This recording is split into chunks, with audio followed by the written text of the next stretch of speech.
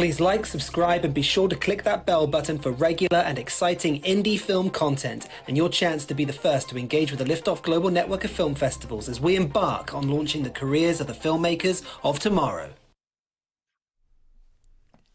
Hello everyone, welcome to our funding live stream. I'm Carolyn. Thank you. I'm Lloyd, and over here we have, you guys want to introduce yourselves? Sure, I'll go. Nanak McCann, a writer-director of a film called A Rosary and a Diamond Ring and some other things. And great to be here. Good to have you here. Hi guys, my name is Mel Ma. I'm also a writer and director. I met these lovely people at Liftoff through my short film, Dear Mom. And yeah, I guess most recently I was the associate producer on Big George Foreman, which is actually out in theaters today. And developing my first feature film project, This Way to Home, which hopefully is shooting this year. Cool, pretty cool. Fantastic. Thanks so much for coming in today, guys, and sharing some insight for us at Liftoff and beyond. Yeah, thank you for having us. Yeah, pleasure. It's a pleasure. So for all of our viewers who are joining us watching this live stream, what this is this is part of Austin Liftoff Film Festival. And as part of this film festival, we're having this Fund Your Film live stream. So it's going to act like a roundtable discussion as we discuss some questions that filmmakers usually have surrounding how do I get funding for my film? How do I actually make this? I don't have any money. What do I do? Exactly. So that's going to be the format of today's video. But we want to make you sure before we jump into the video that you know that the Austin Liftoff Festival is coming to an end. On the 1st. On the 1st, So which is Monday. it's very soon. Yes. So get watching, get voting. Get voting. You need to get your votes in for the films you want to vote for by Monday. Yeah, and just to say that Nanak is in this year's festival, and we absolutely loved his film. So go and watch his film. Thank you. It's beautiful.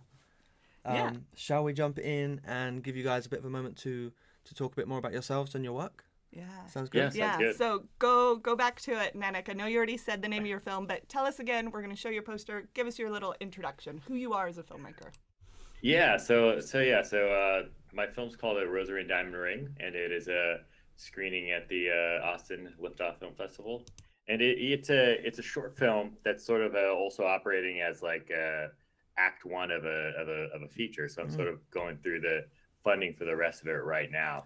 Okay. And I kind of did this thing where I could kind of shoot it in pieces because it takes place, each part is 10 years apart.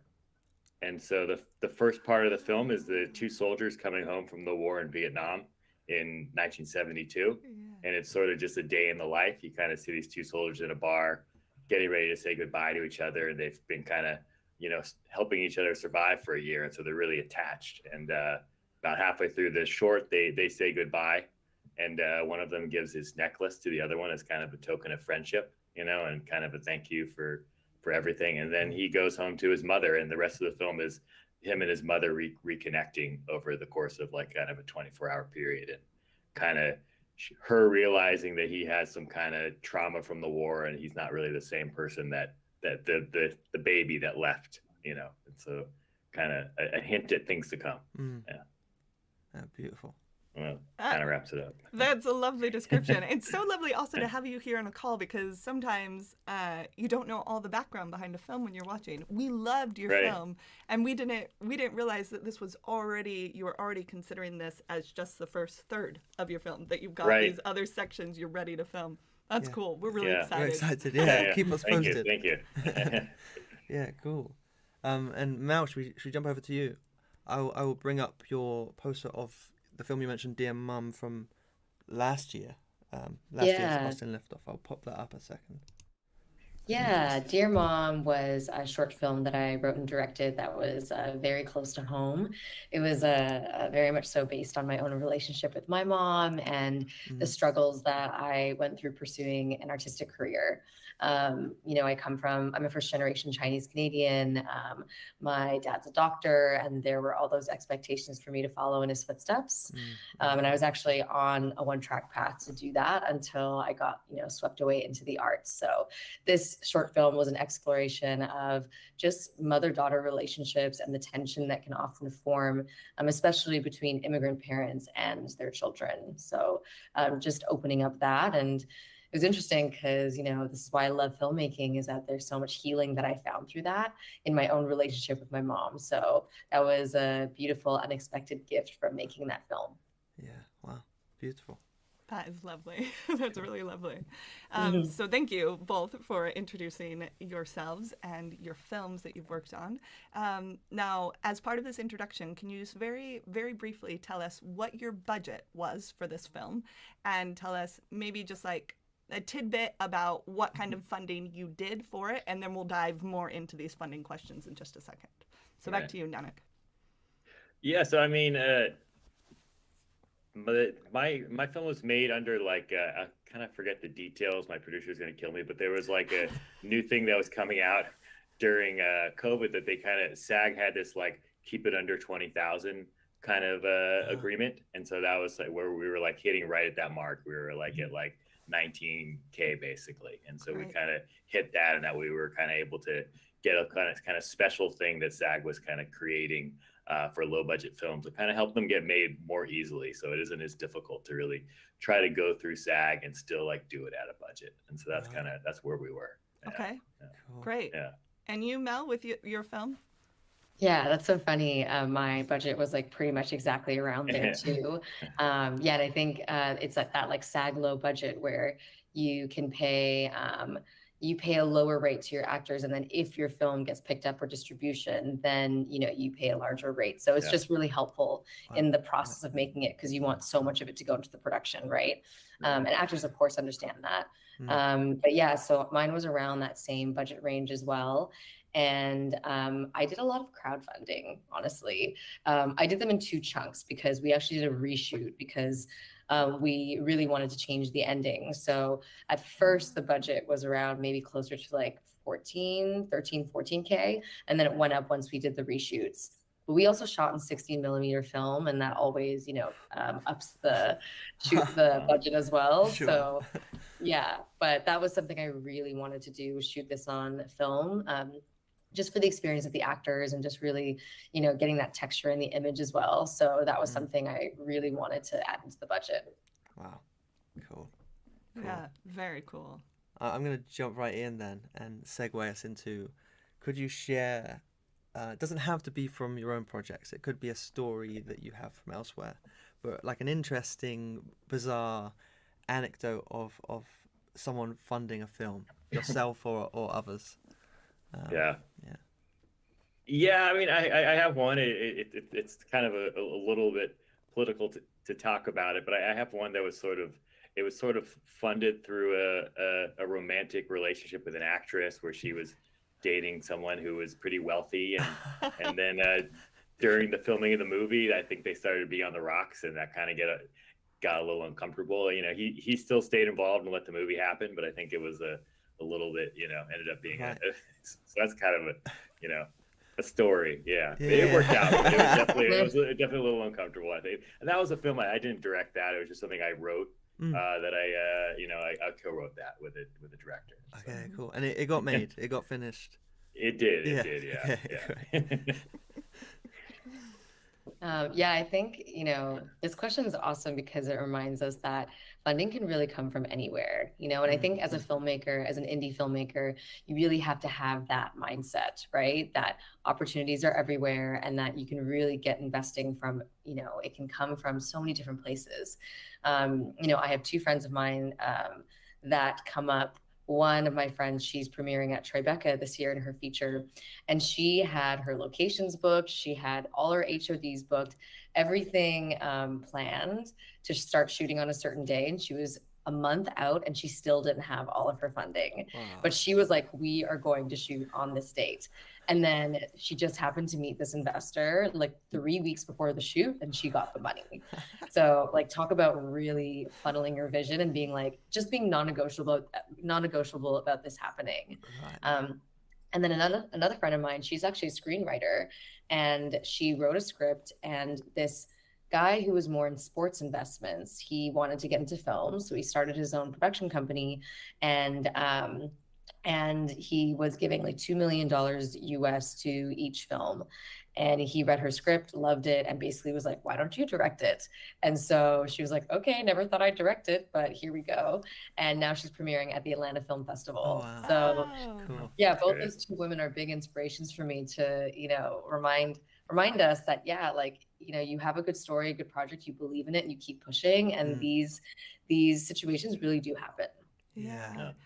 I'm glad you Great. mentioned that about like these other filmmakers being inspiration for you. Like this is the whole purpose behind Liftoff Global Network, that we get inspiration from hearing the stories of other filmmakers. That sometimes we get in a little bit of a Absolutely. rut, we get a little tunnel vision, being like, all I can see is my problems, or all I can see is what is happening right in front of me. And then you hear these stories of other filmmakers, and we're so grateful you guys both came on this call to share your stories, because there's going to be many filmmakers watching that are like, okay, I can do this. Yeah, right. Totally. I have some ideas of how to move forward. Yeah, even if it's like Yeah. maybe it encourages just to write a few more words, or like just to take those extra little steps. Yeah. Right. Yeah. Yeah. I think in development, right, like it can feel like such a lonely process, especially if you're a writer and director, but it's remembering like filmmaking is such a collaborative craft, right? Like there's such a community aspect to making a film. And I think you Yeah. have to evoke that quality even before you get the funding, right? Like Yeah. reaching out to your network, building that community, going Yeah. out for coffee with filmmakers, and not doing it with a, with an ambitious mindset or an agenda, but genuinely like, oh, like let's connect. Like we need to be there for each other and like, share our wins, share our losses. Right. Like strangely, all that's part of funding as well. It's building your network in a very authentic way, of course. I think in my experience, it's a lot of it. I think relationships. It's the kind of the cliche is like it's a relationship business, but it kind of really is. Like even from a funding standpoint, it's kind of rare that you're going to get it from someone where there's just no connection. It's usually going to be like through someone and through something. And a lot of the people that I make movies with and funding or any part of it are people that I started off with 10 years ago, and you kind of build these friendships, and someone that we were assistants together, and now she's produced my film, and so I've known her for 10 years, and we were just kind of starting off as little assistants at a commercial production office 10 years ago, so Now you're working Yeah. together. yeah That's great. Yeah, that's such a Well, good now- point, Nanik. And I feel like, I don't know, when I first came in the industry, I think there's sometimes like a negative connotation to like networking and, Right. but I think the mindset that I've been trying to employ more so is like, okay, each person, like, what can I learn from this person? Every person has something to offer. So how can I walk into this conversation and, absorb whatever they've experienced or something that they have to offer me, instead of walking into a conversation saying like, what can I get from this person? What can I show or prove to this person? It's, I think, more about forming that connection genuinely. And I think that mindset of learning just forms those more natural connections. Right. Yeah. Well, that's it's lovely. I mean, one of the things that I kind of discovered that's like kind of surprising and really cool, and it could also be depressing, but in the end, it's just really cool. Is a lot of times like your breaks in the industry aren't going to come from like these people above you. It's going to come from these people you're working with that are your peers, and as you all kind of rise up, someone will go on and be a producer and a cinematographer, and you kind of all connect with each other as you kind of grow, and so that's kind of, it takes time, but then it is authentic that way, Yeah. Totally. Exactly. Nice. Okay, so for the filmmakers who are watching this call, what would you each say are the key places to look for funding as a filmmaker? I know it's tough because we got filmmakers watching from all around the world, but let's just go to like your experience, what key places to look for funding as a filmmaker.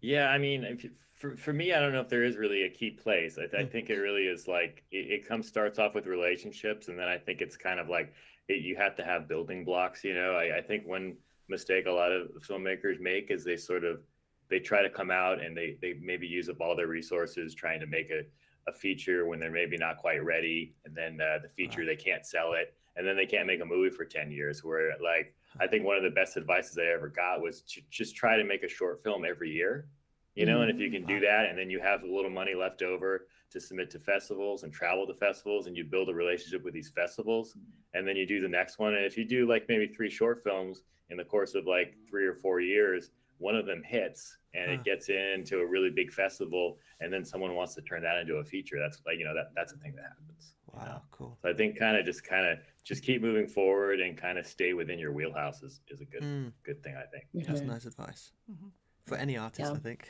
Yeah. Yeah. Yeah. Yeah, totally agree with what Nanek said. And I think, you know, really look into your network, right? And I think it's really important to not be afraid to reach out to anyone and everyone. I know at first I was a little bit hesitant to ask, you know, friends and family for money, but at the end of the day, if this is what you love and this is what you're passionate about, people around you are going to want to support you. So just get a GoFundMe up, you know, make a video of yourself talking about your film and show your passion. I think that's so important with getting funding, because people do want to support other people who are passionate and who have something to say, but you have to be the one to convey that. So I think having your pitch materials, like that package, really, really strong, you know, whether it's a sizzle reel, whether it's a pitch deck that visually shows what your film is going to look like. And you can put all of that onto your GoFundMe. So as it gets sent around, you know, maybe people who aren't even in your network, but just love your story are going to donate $20. And, you know, $20 from 100 people, that can go a long way on an indie project. Also, you know, be creative with where you're from. I'm from Canada, and so I have been recently looking into funding in Canada for my first feature film. And of course, as a lot of us know, in Canada, there's a really great tax rebate.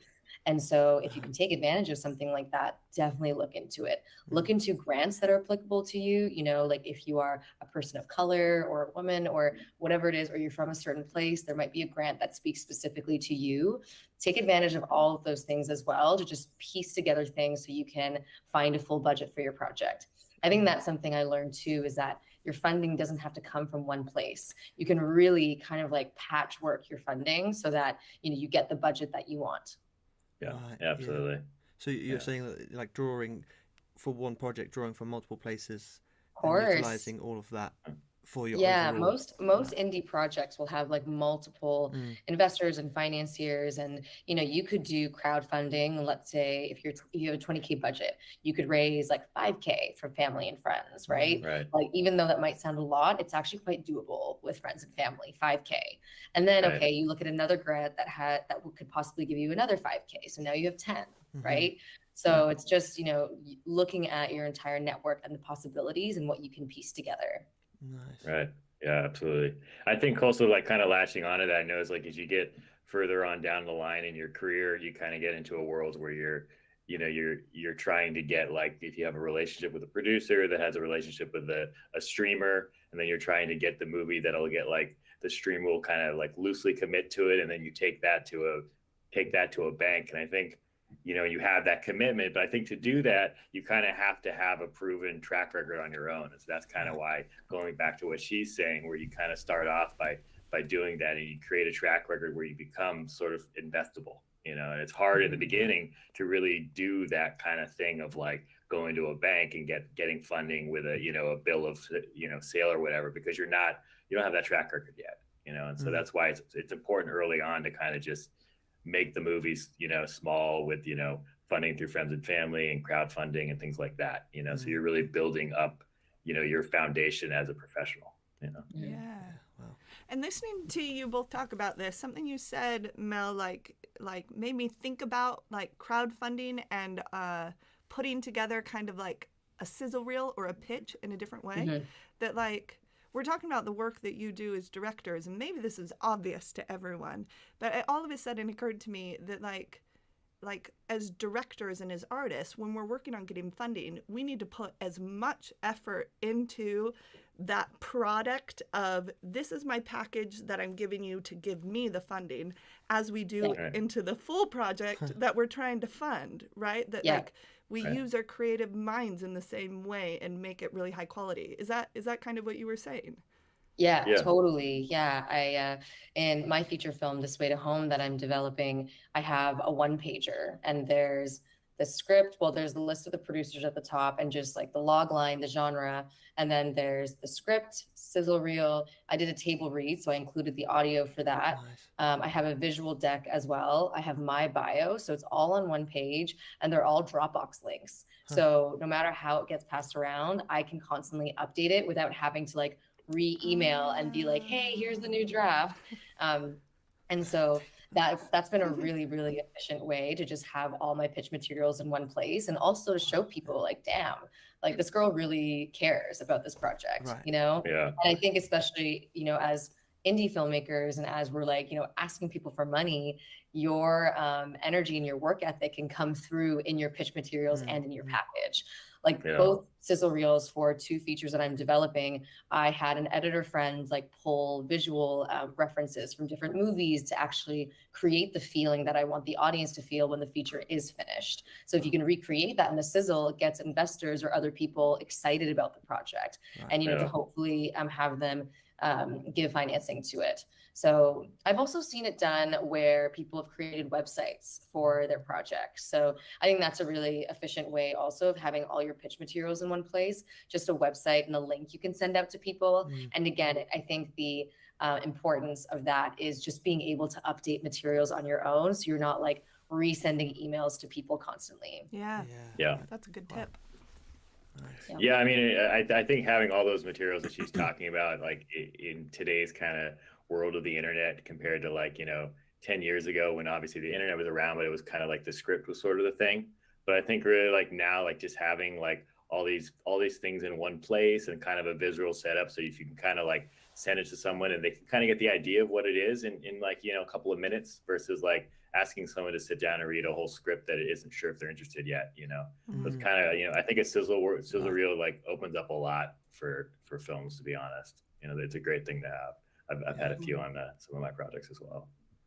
Yeah. Okay. Nice.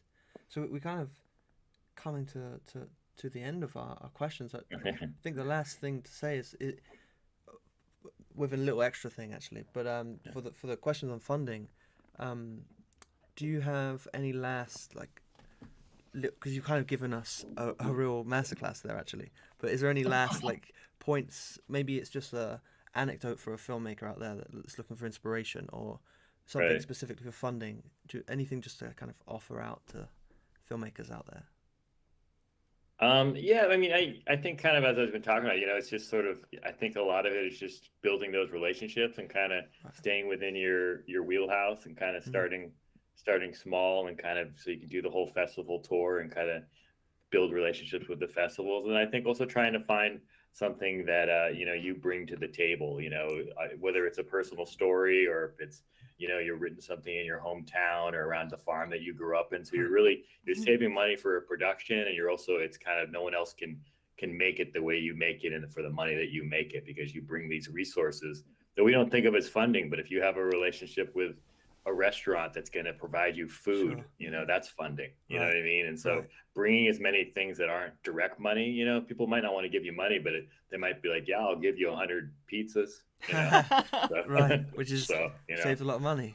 you know, so, you know, things and like that. You were saying earlier about a script you have which is based in your dad's village, is that right? Yeah. My father lives in a village in Mexico, and I wrote a script that's all written around that village, and he lives in a little cottage, and it's written in that cottage, and it's sort of like an action thriller that, you know, we could shoot the whole thing in the little thing. And so, yeah, you know, having that resource is like, you know, to shoot it there would save production probably, you know, 40% of the money, you know, because it's all real locations. You don't really need much art design because it's just there, you know. So yeah, and so kind of thinking about that, things coming up funding kind of from the back end is always a clever thing to do, I think. Right. Yeah. Back end funding. Nice. Yeah, I agree with all of that, especially, you know, if someone's going to give you free food, like free food costs money on set for everybody, so take it. Yeah, I guess my advice would be similar to like how just have your pitch materials ready, but just like believe in your project, believe in yourself and your project, and you are the one that's pushing it forward. And so I find, in 10 seconds, you can pretty quickly tell if someone knows their story or not. And you really want to be able to like pitch the tone of your story in like 1 or 2 sentences, not even like a log line, but like, what is the feel of it? Right. The way I pitch This Way to Home is that it's Little Miss Sunshine meets Lady Bird, but with Asian characters. So Okay. finding like some kind of concise way to grab people in, like Right. that's something that you can work on before you maybe necessarily have those connections in front of you. So I think just really making sure you are clear and concise about how you can pitch your story and find a way to be excited about it. Because if you're not, then the other people aren't going to be excited either. Like your job is to make people excited and passionate about your project. So they say, oh, we have no choice but to give you money. We want to see this made. This is going to be for the betterment of everybody to see this movie, right? Right. Yeah, so I think that'd be my main thing, is just really work on your materials, but that stems from your belief in yourself. Like, why are you making a film? Why are you telling this story? And you should convey that in every time you talk about your story, because that's what's actually going to get you the funding. Absolutely. Absolutely. Wow. This is really cool. It's Yeah. been so great having you both on this call today Yeah. for this roundtable discussion on funding. Thank you. Thank you, Yeah, Manik. thank you. Thank It's you, been Mel. great to be here. Yeah, thank you guys for having us. This is lovely. Yeah. No, it's a pleasure, really. And we look forward to seeing both of your future projects because we love you both. Yeah. Thanks Would you like for to joining us. just remind us of what's kind of coming up or where you're at the moment? What's next that you're working on? Before we send you away? So yeah, I'm getting ready to shoot part 2 of A Rosie and Diamond Ring, which takes up 10 years later with the characters. One of them's a newlywed and the other one's married and kind of heading towards divorce, and we kind of follow another day in the life with the 2 characters as they meet for the first time in 8 years and kind of tell each other about what's going on with their lives. Wow. Yeah. Cool. So, Using the yeah. same actors and aging them up? Or new Yeah, so I'm going to actors? use the same actors for the second part, and then probably recast for parts 3 and 4. We'll jump ahead in Okay. time, but yeah, absolutely. Nice. Very great. Yeah, so today, as I was saying earlier, is the day that a movie I was an associate producer comes out, Big George Foreman, which was like a 3-year process. So it feels really nice to close that chapter Nice. officially. Congratulations. We had the premiere on Wednesday, and it was nice to see everybody and be like, all right, let's move on. So if you have nothing to do this weekend, go check it out. The movie looks great, by the way. And with Yeah. This Way to Home, my feature film, I'm hoping to shoot that this summer. We are, hopefully securing financing in the next month, and there are a bunch of actors that we're solidifying deals with. So, fingers crossed we can be shooting that in Canada this summer. Awesome. Fantastic. Super exciting. Guys, it's been such a pleasure. Yeah. Thank you Yeah. very much for Yeah. joining us. Yeah, Thank thank Yeah, you. thank you guys. Pleasure. And have a lovely rest of your day. Yeah. You Now, guys too. You as well. Yeah. and Take for care. any of our filmmakers who are still watching this live stream, if you are wondering, okay, so what is it that how do I stay involved with Liftoff? How do I have more of these awesome conversations like I've listened to today?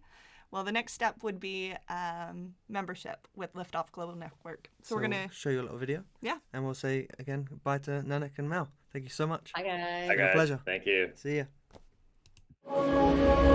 Launch your career with Liftoff Professional Membership. For a yearly fee, you get the support to develop your ideas and get them exposed to a truly global audience. Membership includes free submissions to all Liftoff festivals and showcases, distribution of a packaged project where we will take your films and concepts to all of the major film markets, full production support. Liftoff will become your producer. Partner with the global network and let's work together to get your future projects funded, completed and released. There's so much more to professional membership, and you can find out everything you need to know by going to liftoff.network/membership. Liftoff is the launchpad for filmmakers and their careers. Cool. so that is our little video about what you can receive being a member of the Liftoff Global Network. We just want to point out that the whole way we found these 2 filmmakers to have this conversation today was because of this network and having conversations on the hub. Yeah, and right. And being engaged and involved with each other Yeah. inside the hub. Clearly a lot of benefit. It's amazing to be connected to these guys, that they shared such insight.